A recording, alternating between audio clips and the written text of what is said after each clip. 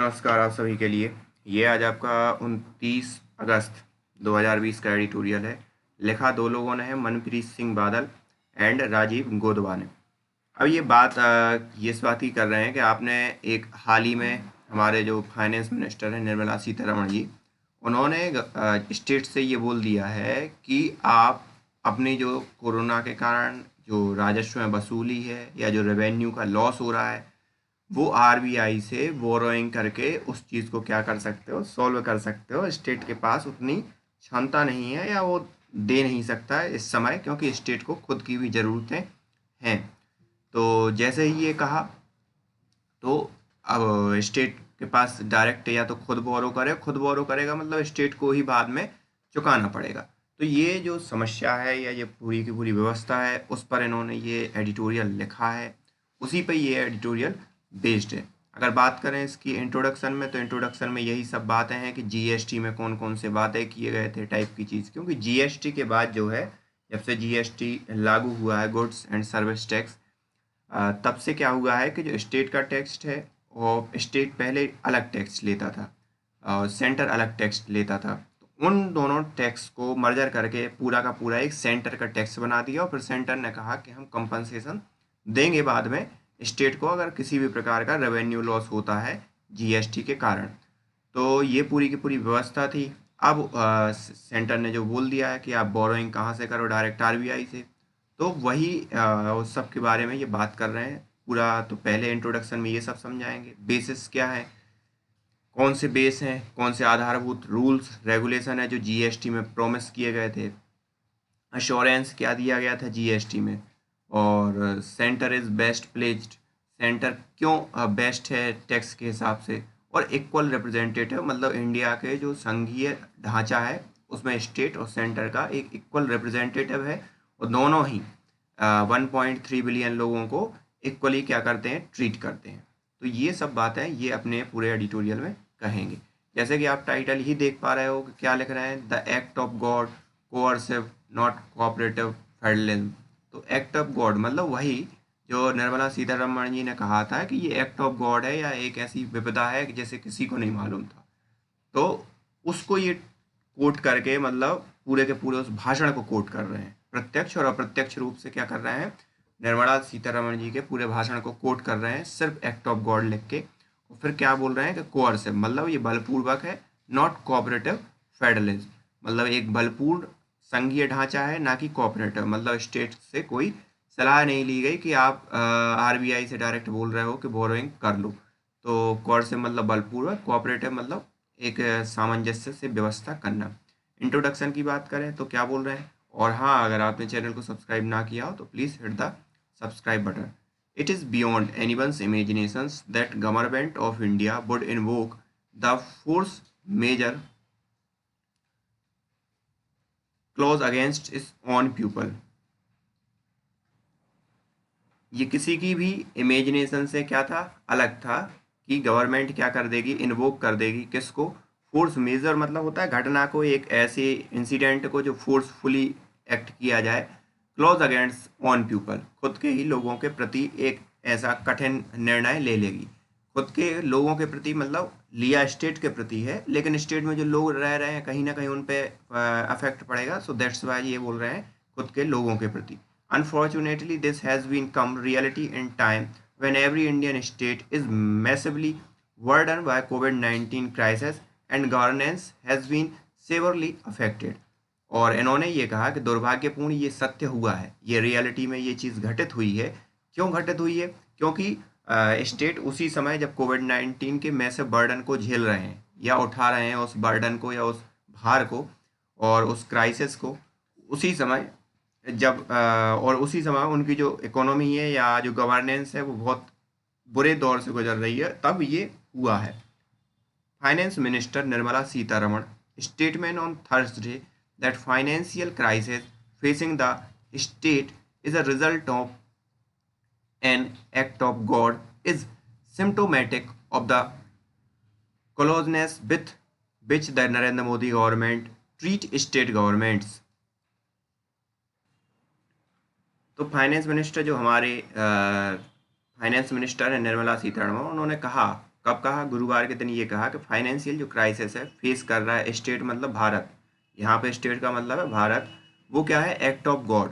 और जो सिम्टोमेटिक मतलब लक्षण है, कॉलोजनेस मतलब जो बेरहमी के, या आप इसको अगर एक साथ अगर करोगे तो कालानुक्रम जो लक्षण है, कालानुक्रम मतलब जो समय के साथ चलते हुए, कालानुक्रम कुछ ज़्यादा ही स्पष्ट हिंदी हो गई है, तो आपको समझ में आए ना तो आप ये समझ लो कि बेरहमी के जो दौर में जो लक्षण दिखाई दे रहे हैं, जिसके साथ नरेंद्र मोदी ट्रीट कर रही है या बर्ताव कर रही है जो स्टेट गवर्नमेंट। अब यहाँ पे स्टेट गवर्नमेंट मतलब हमारे जो राज्य हैं उससे मतलब है, तो उसके साथ ट्रीट कर रही है। This abdications of responsibility strike a cruel blow to the social contract that exists between government of India and state government. और इस चीज़ ने क्या किया? एब्डिकेशन मतलब होता है त्यागना या त्याग करवा दिया है किस चीज़ की? जो रिस्पॉन्सिबिलिटी थी स्टेट गवर्नमेंट और सोशल कॉन्ट्रैक्ट था जो स्टेट गवर्नमेंट और सेंट्रल गवर्नमेंट के बिटवीन, उस चीज़ का क्या कर दिया? त्याग कर दिया है सेंट्रल गवर्नमेंट ने। वो are equal representative of 1.3 billion citizens of India, जो कि दोनों ही 1.3 अरब लोगों के इक्वली रिप्रेजेंटेटिव हैं। द बेसिस मतलब जो आधार है। Goods and service tax regime was built on promise that if state force faced revenue deficit after GST introduction, the center would make good and loss in first 5 year। तो central ने जब GST लागू हुआ था, जो meetings हुई थी, उसमें प्रॉमिस किया था स्टेट गवर्नमेंट को कि अगर आपको रेवेन्यू घाटा होता है या लॉस होता है तो उस चीज़ का 5 साल तक जो स्टेट गवर्नमेंट है वो ख्याल रखेगी। It was on the basis of this commitment that state extended their support to GST. और इसी कारण क्या किया? स्टेट ने सपोर्ट किया जीएसटी को, नहीं तो उनकी तो खुद की कर व्यवस्था थी, खुद का रेवेन्यू जनरेट हो रहा था। States sacrifice their constitutionally granted power of taxation in the national interest। और राष्ट्र के हित के लिए जो राज्य थे हमारे, उन्होंने अपना पावर जो कॉन्स्टिट्यूशन संविधानिक रूप से जो उनको पावर प्रदान की गई थी या शक्तियाँ प्रदान थी, उनका क्या किया? सेक्रीफाइस किया। That allow the centre to announce the dawn of one nation one tax stroke of midnight 2017। और इन सभी चीज़ों का परिणाम था कि 2017 में जीएसटी लागू हो पाया। When GST compensation cess exceed the amount that had to be paid to state, that central government absorb the surplus। और जैसे ही मतलब जो स्टेट को प्रॉमिस किया गया था, मतलब सीधी सी बात है, पूरा का पूरा बहुत सा टैक्स कहाँ जाना था? सेंट्रल गवर्नमेंट को। सेंट्रल गवर्नमेंट ने कुछ परसेंट या जो प्रॉमिस किया था स्टेट गवर्नमेंट को, तो वो क्या हुआ? स्टेट गवर्नमेंट को दे दिया। लेकिन अगर उससे ज़्यादा भी जो टैक्स आया तो वो किसने रख लिया? फिर सेंट्रल गवर्नमेंट ने रख लिया, मतलब जो सरप्लस था। Now the economy has slow down dramatically. और एक बहुत ही नाटकीय रूप से क्या हो रहा है? इकोनॉमी क्या हो रही है? स्लो डाउन हो रही है। And resource raised are insufficient. और जो रिसोर्स हैं वो भी इनसफिशियंट हैं, मतलब पूरे नहीं हैं।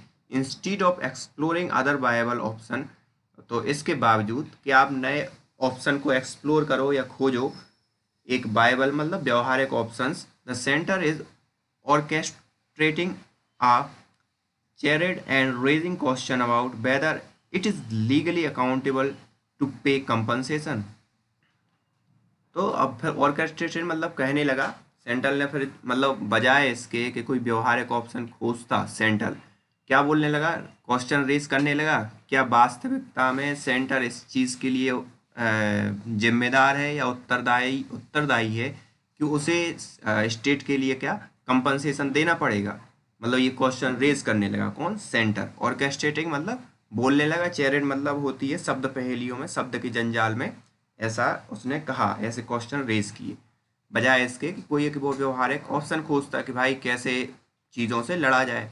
आ reading of the goods and service tax compensation to state act 2017 and constitutions 10 first amendment answer the question affirmatively. तो अगर जो ये क्वेश्चन रेज कर रहा है, मतलब जो गवर्नमेंट क्वेश्चन रेज कर रही है, उस चीज़ का आंसर ये कहाँ बोल रहे हैं, कहाँ मिलेगा? जो 2017 में गवर्नमेंट का 101वां अमेंडमेंट हुआ था और 101वें अमेंडमेंट से गुड्स एंड सर्विस टैक्स लागू किया गया था, उसके क्लॉज में आपको जाके मिल जाएगा कि सेंट्रल उत्तरदायी है कि नहीं। ये उस पर कटाक्ष कर रहे हैं। फिर बाद में ये बोलते हैं कि द गवर्नमेंट्स ऑब्जेक्टिव, जो गवर्नमेंट के उद्देश्य वर्तमान में दिखाई दे रहे हैं, इज टू ऑब्स्केट, मतलब वो अंधेरा अंधेरा पैदा कर रहे हैं, या एक सीधी सी बात है, ऑब्स्टिकेट मतलब अंधेरा पैदा करना, या अस्पष्ट कर रहे हैं, अस्पष्ट कर रहे हैं चीज़ों को।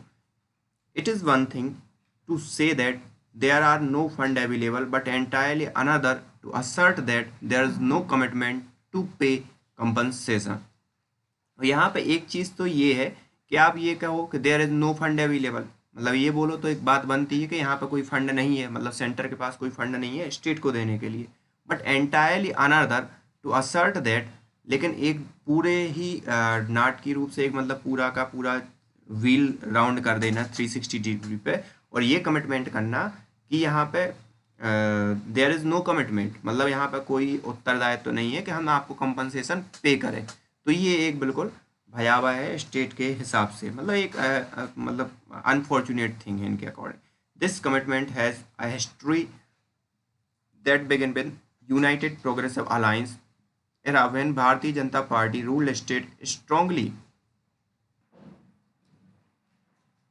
तो ये कमिटमेंट की क्या है, हिस्ट्री है, इतिहास भी है इस टाइप के कमिटमेंट की। जब कब स्टार्ट हुआ था कि जो यूनाइटेड मतलब यूपीए की गवर्नमेंट थी, उस समय बहुत सी भारतीय जनता पार्टी की रूलिंग जो स्टेट मतलब स्टेट में जो सरकारें थी, वो स्ट्रांगली तैयार हुई थी किस चीज़ के लिए, कंपनसेशन जो मैकेनिज्म है to be part of constitution itself, मतलब पार्ट हो कॉन्स्टिट्यूशन की या संविधान की, तो उस चीज़ के लिए तैयार हो गई थी। अब ये बीजेपी का नाम इसलिए ले रहे हैं कि वर्तमान में किसकी गवर्नमेंट है, बीजेपी की गवर्नमेंट है। तो जब उस समय तैयार हो गई थी, तो आप अभी वर्तमान में ऐसे कैसे डिनाई कर रहे हो एकदम से कि मुआवजे देने के लिए क्या सेंटर जो है या सेंट्रल की केंद्र की सरकार है वो कमिटेड है इस चीज़ के लिए या नहीं है।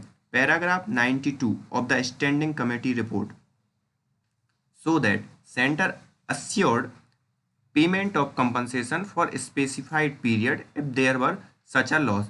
और वो 92 का जो ये है जो क्लॉज है, कमेटी की रिपोर्ट 92 है, उसमें ये कहा गया है कि सेंटर को ये अश्योर करना पड़ेगा पेमेंट का, कंपनसेशन जो मतलब दिया जाता है स्टेट को या दिया जाना है, जब लॉस हो उस पीरियड में उसे देना पड़ेगा। मतलब वो शो करता है जो रिपोर्ट थी। assurance made when Narendra Modi government introduced GST compensation, many states pointed out the proceeds from the cess may be inadequate to fund the loss faced by state after the rollout of GST।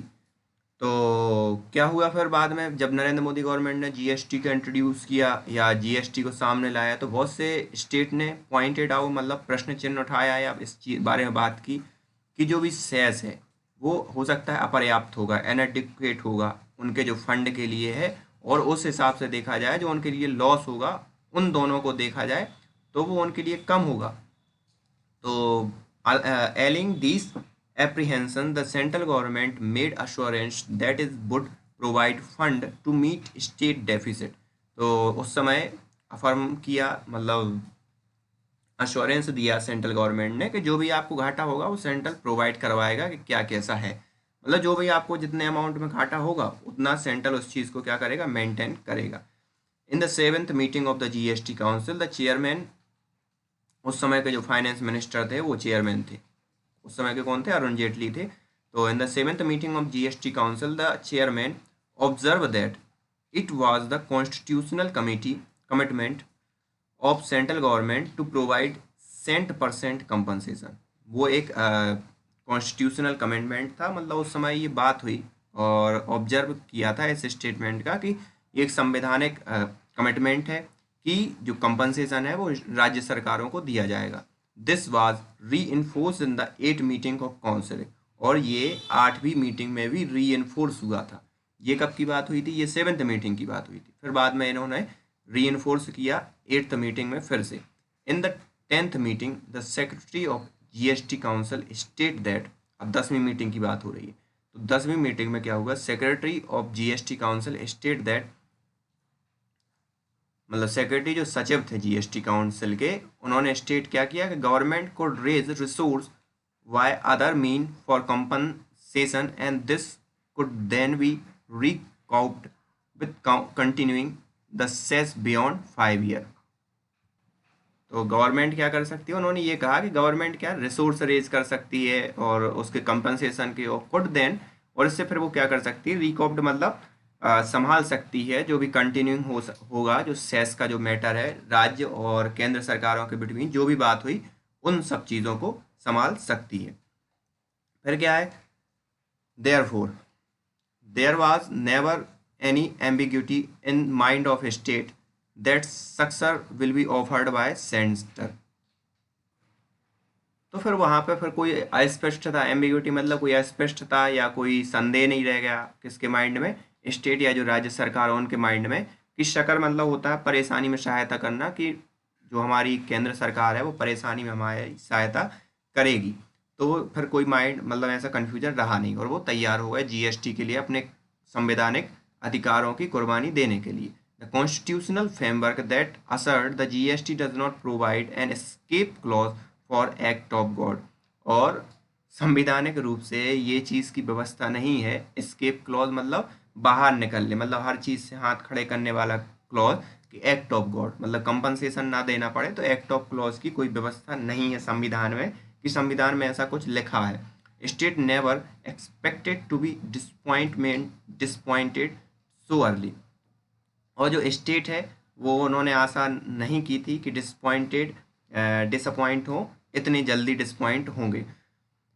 The central government has let them down by thrusting on them two option, तो central government ने उनको ऐसे ही छोड़ दिया है और उनके पास दो ऑप्शन खुले रखे हैं, और दोनों ही ऑप्शन क्या है कि आप कर्ज लो कहीं से स्टेट।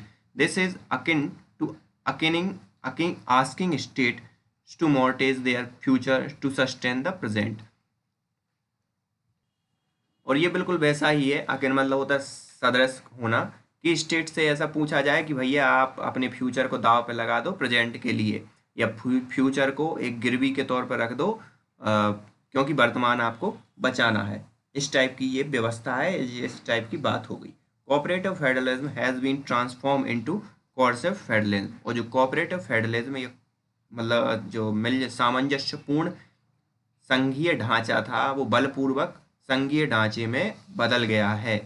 तो central is best placed, central क्यों बेस्ट प्लेस्ड है ये सब बात है। Central government has ability to raise resource through mean that there are not available to state, तो सेंट्रल गवर्नमेंट के पास बहुत से ऐसे रिसोर्स हैं जिसके कारण वो क्या कर सकती है, अपना बढ़ा सकती है रिसोर्स, या मतलब अर्जन, पैसों के अर्जन के लिए रिसोर्स बढ़ा सकती है, जो कि उन स्टेट के पास या राज्य सरकारों के पास नहीं है। Monetary measure are the monopoly of central government, जो भी मॉनेटरी मैनेजर है वो है मतलब मौद्रिक नीतियां हैं वो आरबीआई के अंडर में, और आरबीआई सेंट्रल के अंडर में, तो उस पर मोनोपोली है।